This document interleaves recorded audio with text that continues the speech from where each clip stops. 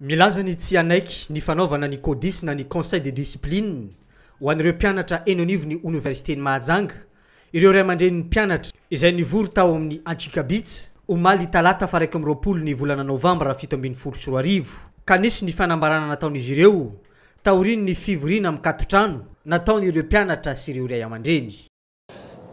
Mangataka zay ny famoanana ny codis zay kasaina atao. Eto zay defa mangataka ny fandravana ity mialoha fa raha tsy zany moa dia tsy maintsy hiakatra ambonimboniny zay zahay. Foananay ny codis, tsy ekenay ny hanohizana azy ny antony maro. Mba hisiany zavatra filaminana dia zahay eto mandidy fa tsy mangataka eky fotony zay fa hafa etsaka nangataka. Mandidy ajanona io codis io raha ohatra ka ilamina atsika. Tsy mahatsara atsika ny fanaovana an'io. Tsy aneky kosa zay hoe zanakanay fa nandeha 4e année 5e année dia lazainareo androany fa tsy mazoto mianatra. Tsy tsaiky première année.